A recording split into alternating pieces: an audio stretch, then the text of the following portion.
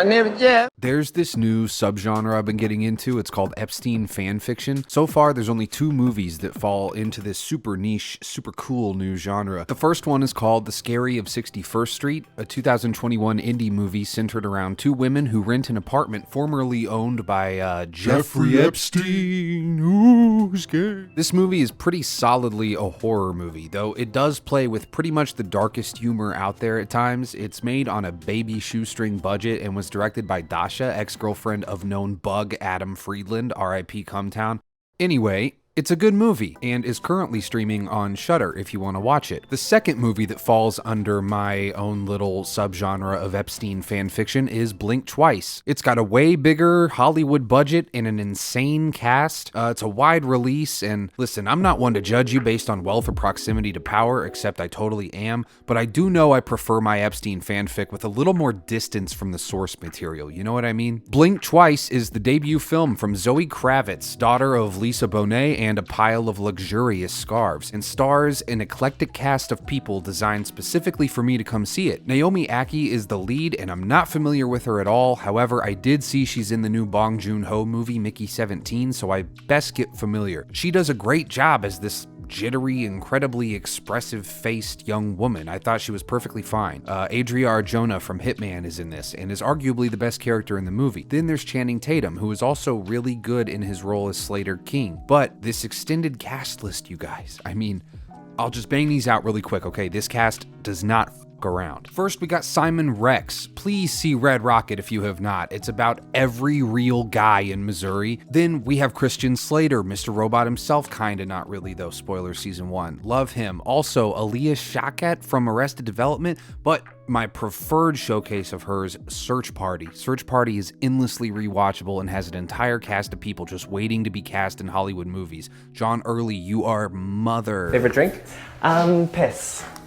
Favorite dessert? Fresh fruit. Dark chocolate or milk chocolate? Can I say both? Coffee or tea? Piss. And wait, who is that? Who is that coming over the hill? Do you guys see that? Who? Oh my God, it's Joel Osteen. I didn't even know he was in this. I swear to God, when he popped up, dude, I was just talking about you, bro. I was just talking about you. How you been, man? Also, Gina Dam Davis is in this. Hell yeah, dude. She plays Ghislaine Maxwell. Anyway, listen, Zoe Kravitz was great in Kimmy and the Batman, in which I know she just acts. I think she directs this movie very well. I like a lot of the movements she makes with the camera. I appreciate her actually trying to do something interesting with a lot of shots in this. Earlier, I mentioned Scary on 61st and how that was, aside from having a very glib sense of humor, a scary movie. Blink Twice, while yes, a thriller, chose to tackle a story like this with kind of a dopey, streamlined, pop-leaning script that just isn't up to the task of making this premise specifically effective on me. My name is Jeff. See, this is where my biases hopefully are understood by now. If you went into this movie and don't have any thoughts or opinions on what the movie is so obviously referencing, then I think this movie is actually really fun. Honestly, my theater was having a really fun time seeing how everything played out. They even cheered at some of the bigger reveals. My name is Jeff. When Blink Twice first started, I was actually pretty hooked. The pacing and little insert shots here and there gave me hints, and I like to play along when movies are doing that, trying to parcel out what's important and what's not. But a lot of those plot twists and reveals, much like Slater himself, might be lavish and impressive upon first impression, but long term, it doesn't really work out, because he doesn't follow through. In fact, he fucking... Never mind. It has one of my favorite title cards of the year, though. It's like this split second showing the title, like blink twice and you miss it. Hey, I like that a lot. I have almost nothing to say as far as the messaging of the movie. I'm not really interested at being mad at a movie for really any reason except Borderlands, you fuck. What I'm trying to say is I saw the warning at the beginning of the film, and I think it was just there as a response to the whole "it ends with us" thing. And in Blink Twice's defense, I'm about as desensitized as a diabetic foot, but the scenes of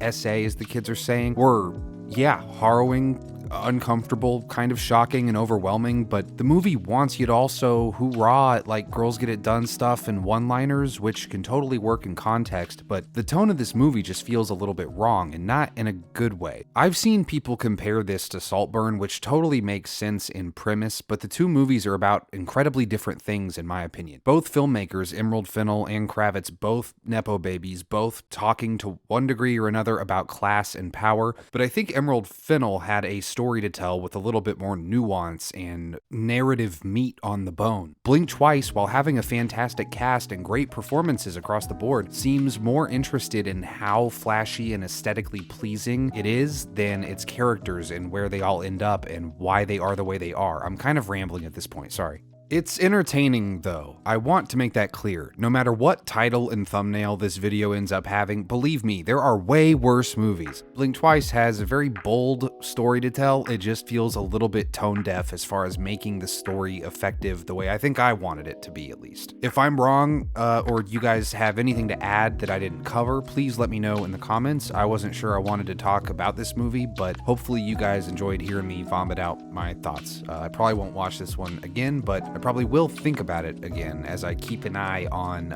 my Epstein fanfic watch list. Pause. Wrong kind of watch list I end up on. Okay, fuck. All right, later.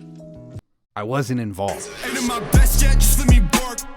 Less than good, it's better than worse.